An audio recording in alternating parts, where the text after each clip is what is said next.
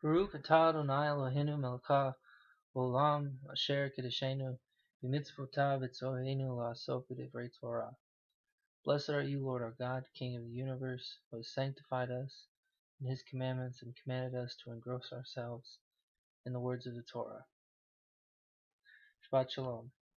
This week's Torah portion is Tazria, and it means she will conceive.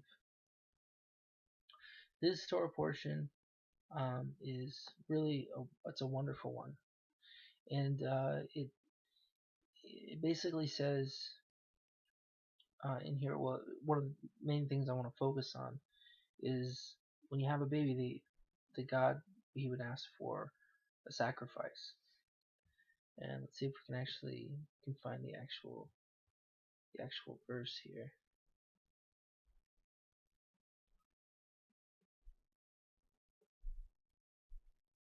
I believe it's in Leviticus chapter 12. Let's pull it up really quick. Leviticus chapter 12.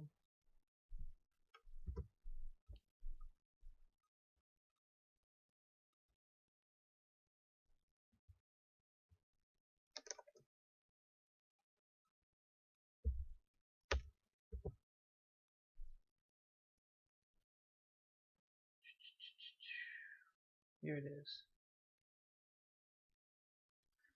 And the Lord spake unto Moses, saying, Speak unto the children of Israel, saying, If a woman have conceived seed, and bore a man child, then she shall be unclean 7 days, according to the days of her separation.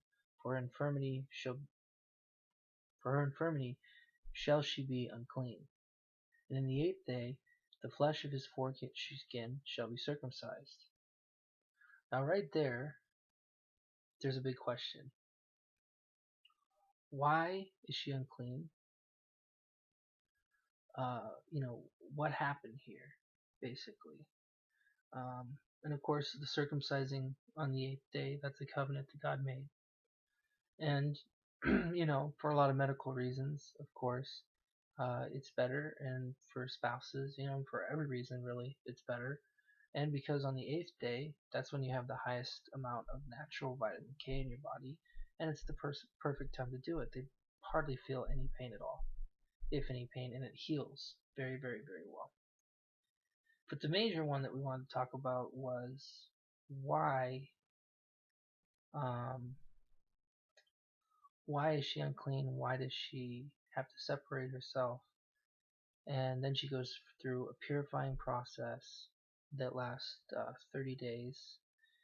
And she can't come to the sanctuary. She has to be purified. And if she bear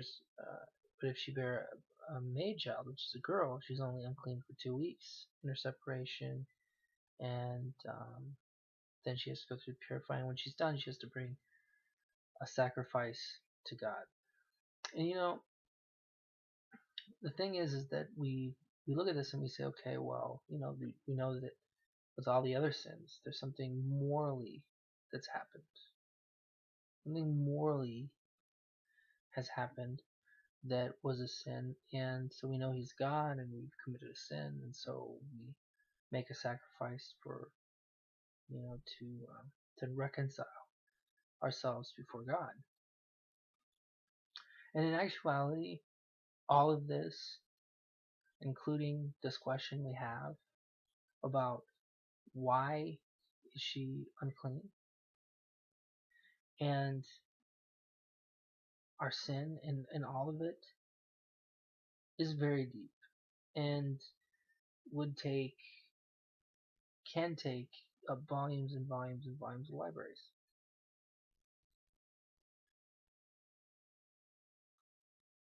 But there's a simple way to put it too as well, is that they had an amazing experience with God. They were actually with God. They witnessed the miracles of God. They saw the sea separate. They had that intimate relationship with God and with God as a nation of people. And they were people just like you and me, so they had a very childlike form of faith about it. And also there's, for us today, we're kind of, and this goes on into an even a larger aspect of just like faith in itself. Like, why do we do this thing? But to understand, I guess what I want to speak about, like in this little commentary like video, is that I personally, just to share, is I always understood it as the man, he gives something. He gives, all he gives is something that's this little moist, you know, sticky substance, you know, and then it goes away. He doesn't even see it. The woman doesn't even see it. It goes inside her stomach. That's it. What did the man and woman wish to accomplish while doing that? Could have been just purely for the intimacy.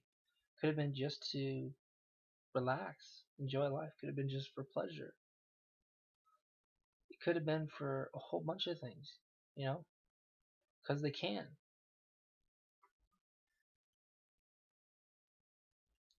But really, look at what we do today. We have such a misunderstanding of what actually happens once that little sticky, moist substance comes out, that women can go to the hospital today and just say, I don't want this in my stomach anymore. They take it out. Just like that, like it's nothing. Like there's no life in there, like nothing happened. That's how far the understanding is.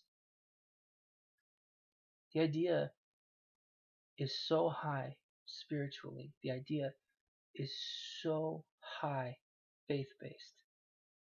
The idea is so intimate to God that it's that hard to understand. It's like, I want you to think in your mind, just to think of something, just to try to comprehend it. We see it as giving this little moist, sticky substance into the dark of a woman's stomach. And then out comes a baby. Out comes a human being. Out comes life. Who is the one that made this life? Who is the one that did all of these processes inside of the stomach? Who is the one that made it possible for us to engage in this act? God the Father. But we still don't know. God says that everything for the souls of men are mine, saith the Lord. That means every human being. And also he wants every firstborn. He says everything that enters the matrix, the firstborn, it's mine. He gets the first everything, he gets the best of everything. Because he created life.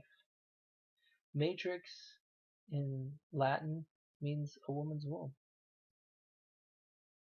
When we want to describe life, when we want to describe something happening, right?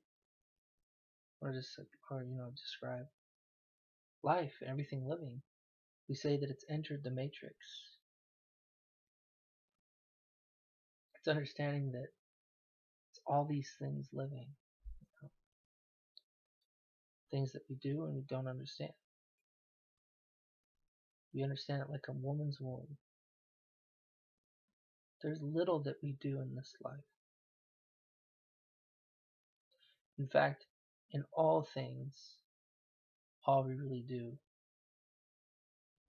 is shoot a sticky, moist substance. But the fact is is that God takes this thing, we don't understand it, and He turns it to the most beautiful thing, to the most amazing thing you've ever seen.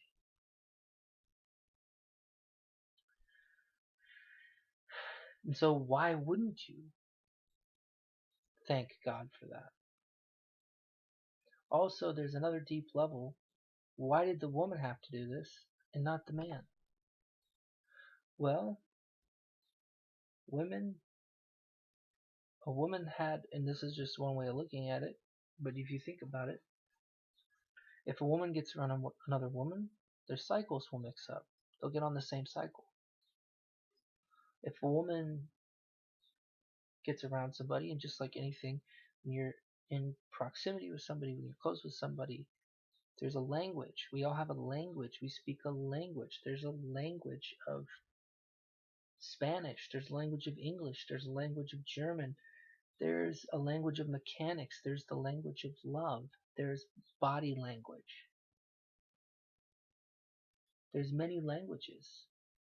The areas that we fail in life are the areas that we're not proficient in language. We're not proficient in communicating. Or we weren't communicated to. And we don't have practiced language in our lives. What happens when a woman brings another life inside of her stomach is she goes through a changing process. And she has another soul inside of her womb. So she's constantly disconnected from just herself.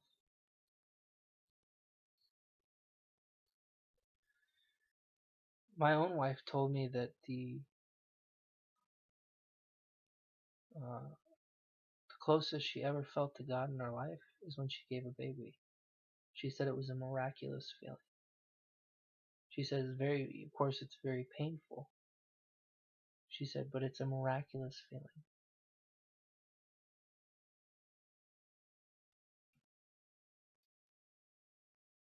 And so in my instance, I have a more childlike faith about it. I say, well, you do it because God says to do it. And now today, of course,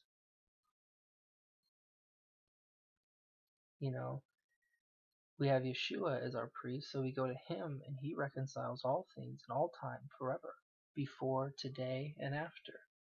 At all times, He's reconciled everything to Himself. So all sacrifices, everything has been fulfilled in Messiah. But we don't want to forget how His language has infused every matrix in our life. How the things that are very distant and not understandable and on another level, another plane, in a very weighty matter is maybe beyond our understanding, but that we are thankful to God for doing this work, this miracle in our life that brings new life, that brings life, love, and for allowing us to be able to experience it. And so when the baby comes out, she goes to the temple. And the way I understand it is not only does she thank God for the child, she thanks God for the work, being able to create life, but also she thanks God for being able to come back into His presence, no longer having to mix and have this other soul in her body, but to come back to God as one again. So, don't quote me on any of this stuff. Don't take my word on any of this stuff. These are just my thoughts. It's just my commentary on some of it. Like my wife said, it's the greatest, most miraculous, closest feeling to God she ever had in her life. So, Shabbat Shalom.